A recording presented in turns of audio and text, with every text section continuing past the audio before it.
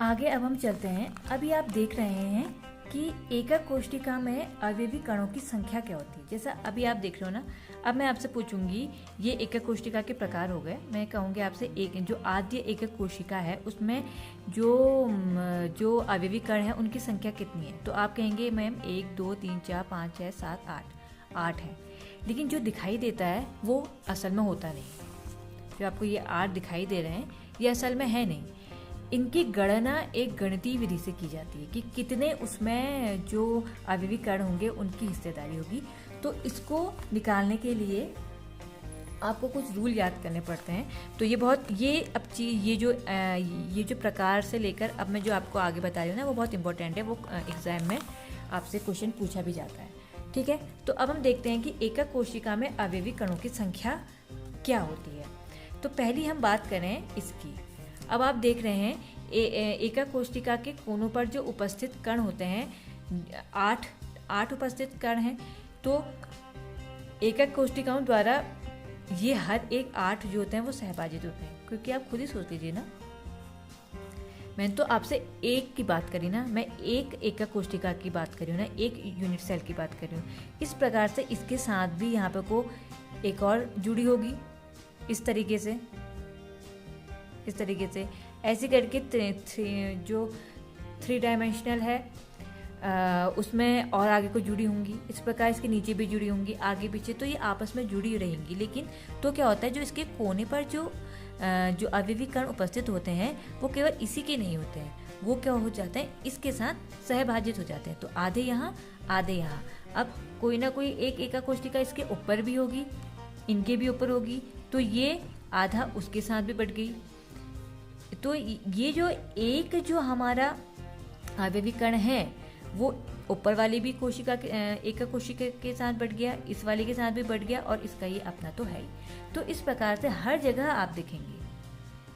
आप देखेंगे कि वो कहीं ना कहीं आपस में बटा रहता है।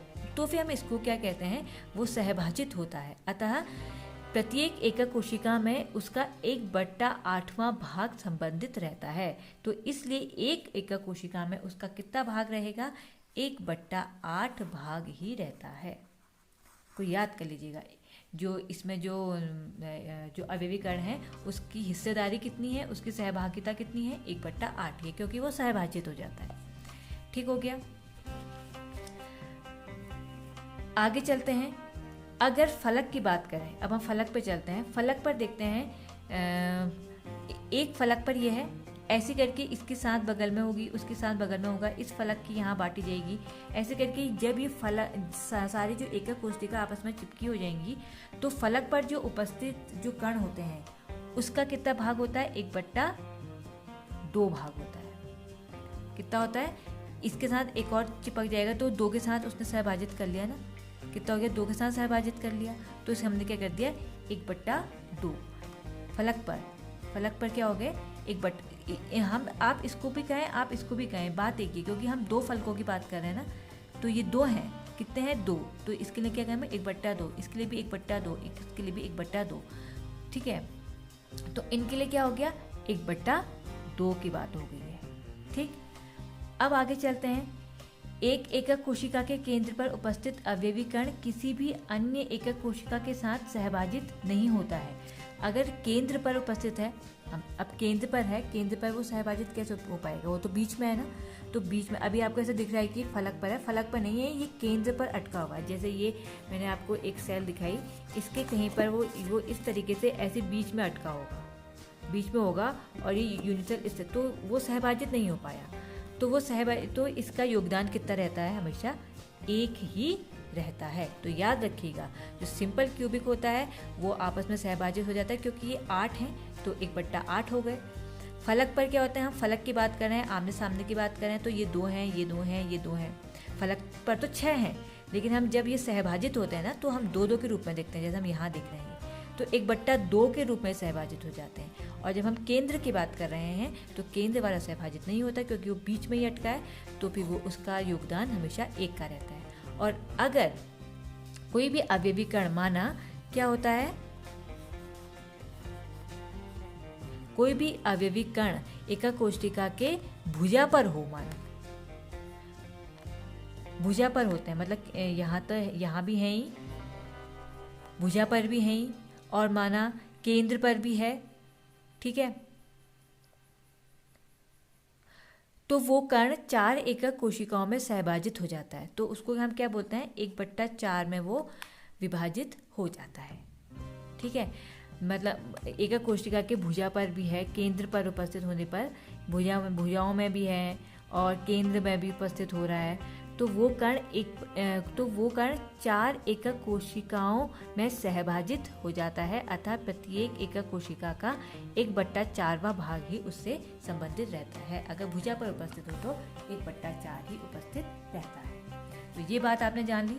फिर से एक बात दोहरा रही हूँ, सिंपल क्यूबिक 1/8, अंतः बॉडी के अंदर है तो एक ही है, फलक फेस पर आ रहा है तो 1/2 भाग, और अगर माना भुजाओं पर है तो 1/4 भाग। अब आगे इसका एक टेबल बनाते हैं जिसको आपको अच्छे से याद करना है। अब हमने क्या कहा, अब हमारी एकक कोशिकाएं कितने प्रकार की हैं, SCC, ठीक है, दूसरी BCC बॉडी, तीसरी फेस और चौथी ECC हो गई। अब इसमें कुल अवयवी कण कितने हैं, हमारे कुल अवयवी कण कितने होते हैं, अभी मैं योगदान की बात नहीं कर रही हूँ, ये योगदान है, कुल कितने हैं 8। यहाँ BCC में कुल कितने होते हैं, 8 कोने पर होते हैं, और केंद्र में कितना होता है, 1, ठीक हो गया।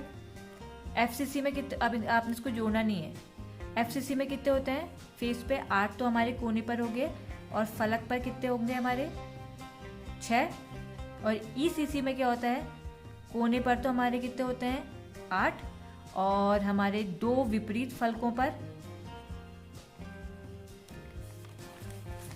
2 विपरीत फलकों पर कितने होंगे 2, ठीक हो गया। ये होता है 2 विपरीत फलकों पर कितने हो जाएंगे 2 हो जाएंगे। तीसरी ये हमारी क्या हो गई, कुल अवयवी कण हो गए। अगली बात हमारी आती है कोणों का एक एकक कोशिका में योगदान, कणों का एक एकक कोशिका में, अब योगदान की बात कर रहे हैं। अब जो कण होते हैं, ये अवयवी कण हैं, उनका एक एकक कोशिका में कितने का योगदान रहता है, तो उस योगदान को हमने देखा। हम SCC की बात कर रहे थे, SCC कितने का योगदान करता है, उसके कोनों पर कणों का 8 है, योगदान उसका कितना रहता है 1/8 का, कुल अवयवी कण 8 है, उसको योगदान से हम भागा कर देंगे तो कितने कणों का योगदान हो गया 1 का। BCC की बात कर रहे हैं हम, BCC के पहले हम केंद्र को लिखेंगे, केंद्र में 8 हैं, और BCC में बॉडी सेंटर्ड में कितने का योगदान रहता है, कोने पर तो 1/8 का है तो 1/8 का ही रहेगा, तो ये 1 हो गया। और केंद्र में 1 रहता है उसका, और केंद्र में जो 1 रहता है उसका योगदान कितना रहता है, 1 ही का ही तो रहता है, केंद्र में योगदान 1 का रहता है तो 1 ही का तो रहता है, तो उसको हम 1 कर देंगे, बराबर कितने हो गए 2। ऐसे अब हम FCC में जाते हैं, FCC में जो कोनों पर अवयवी कण 8 हैं, तो कोनों पर योगदान कितना रहता है 1/8 का, तो 1। फलक पर कितने हैं इसके 6, और फलक पर योगदान कितने का रह रहा है हमारे 1/2 का, तो ये कितना हो गया 3, तो 3 और 1 4, ये 1 ही है, ये 2 है, ये 4 है। अब ऐसे कोने पर आते हैं, कोने पर इसको देखते हैं ECC को, ECC में कोने पर 8 इलेक्ट्रॉन है, और 8 इलेक्ट्रॉनों का जो कोने पर योगदान हमारा 1/8 का ही रहता है, 1/8 का रहता है, तो ये 1 हो गया। और अगर हम फलकों पर जाए, फलकों पर 2 इलेक्ट्रॉन हैं, और फलकों पर जो 2 इलेक्ट्रॉन होता है उसका योगदान हमेशा 1/2 ही रहता है, तो 1/2, ये क्या हो गया 1, इन दोनों को जोड़ दिया 2। तो अब आपने देखा कि प्रभावी कण कितने रहते हैं, 1 2 4 2। SCC में प्रभावी कण 1 ही है, आपको दिख 8 रहे थे लेकिन प्रभावी कण पूरा 1 है। ऐसी BCC में आपको दिख 8 और 1 9 रहे थे लेकिन 2 ही हैं। ऐसी इसमें आपको दिख इतने रहते 8 और 6, इनको जोड़ के, लेकिन इस पर प्रभावी कण 4 ही हैं, ऐसे इसमें 2 ही है। अब आपको समझ में आया ना कि इसको हमने कैसे निकालना है। समझ लिए। पहले आपने कुल अवयवी कण निकाले, कुल अवयवी कणों के बाद आपने लिखा कणों का एकक कोष्टिका में योगदान कितने का रहा। अब योगदान करने के बाद आपने हर एक का अलग अलग निकाला। आपने एफसीसी में जैसे पहले 8 को लिखा, 8 कोनों पर लिखा, कोनों पर योगदान कितने का है 1/8 का, तो उसको उससे गुणा कर दिया। उसके बाद फलक पर क्या निकाला, फलक 6 है और फलक पर योगदान कितना है हमारा 1/2 का योगदान है। ठीक है, 1/2 का योगदान है, तो आपने वहाँ पर को 1/2 लिख दिया। इस तरीके से गुणा पा करके ये आपने निकाल लिया। इसको एक प्रश्न के साथ खत्म करते हैं। देखिए, एक प्रश्न इस तरीके का है और इस तरीके के प्रश्न आते भी हैं कि फलक केंद्रित घनीय जालक के एक परमाणविक पदार्थ के इकाई सेल में उपस्थित कणों की संख्या की गणना करें। ये बहुत ही हार्ड क्वेश्चन लग रहा है, ऐसा लग रहा है क्या जो क्वेश्चन है, लेकिन इसमें कुछ भी नहीं है। फलक केंद्रीय घनीय जालक, आपने फलक केंद्रीय घनीय जालक पढ़ लिया, तो इसका मतलब आपको जो एफसीसी है उसके लिए आपने क्या लिखा है, एक परमाणविक पदार्थ, ये एक परमाणविक पदार्थ है कि इकाई सेल में, यूनिट सेल की बात कर रहा है, वो निकालना है, उपस्थित कणों की संख्या ज्ञात करनी है कि फलक केंद्रीय जो जालक हैं उनमें कणों की संख्या कितनी होती है। अगर आपको ये आपने अगर अभी तक अच्छे से याद करा होगा तो फलक केंद्र में 4 आए थे, 4, लेकिन हमको याद नहीं है।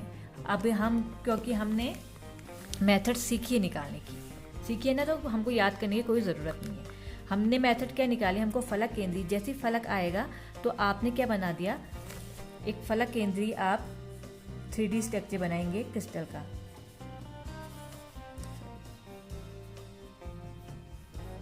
ठीक है, कोनों पर तो होते ही हैं, 8 कोनों पर तो होंगी। फलक में क्या होता है, क्या होंगे, हर एक फेस पर हो जाएंगे।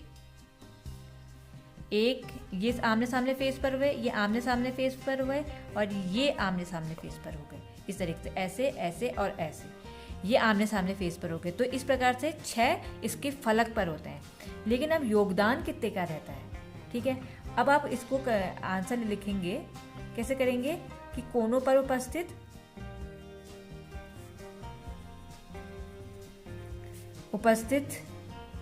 परमाणु कितने हैं, 8, लेकिन 8 परमाणु हैं, लेकिन 8 परमाणुओं का योगदान कितना होगा, का योगदान लिखेंगे। योगदान कितना होगा, 8 परमाणु का योगदान 8 गुणा 1/8 बराबर कितना हो गया, 1। ठीक है, और दूसरा आप लिखेंगे फलक पर उपस्थित परमाणु, फलक पर कितने परमाणु उपस्थित होते हैं, 6, लेकिन 6 परमाणुओं का योगदान कितने का रहता है, 6 परमाणुओं का योगदान कितने का रहता है, 6 गुणा 1/2 कितना हो गया, 3। तो 3 यहाँ है, 1 वहाँ है, तो 4। तो आपने उपस्थित कणों की संख्या कितनी हो गई, 4 हो गई। इस तरीके से आप इसको निकालेंगे। बाकी और भी प्रश्न है वो आप इस तरीके से करेंगे। तो आज की वीडियो में इतना ही। आगे हम, अभी चैप्टर ख़त्म नहीं हुआ है, अभी बहुत लंबा चैप्टर है, तो बने रहिएगा मेरे साथ और देखते रहिएगा। मेरे चैनल को लाइक करिएगा, सब्सक्राइब करिएगा और कमेंट भी करिएगा। आपको पसंद आता है तो कमेंट करिए, नहीं आता है तो भी पसंद करिए, कमेंट करिए, इससे मुझे फीडबैक मिलेगा। तो अगली वीडियो तक के लिए बाय बाय।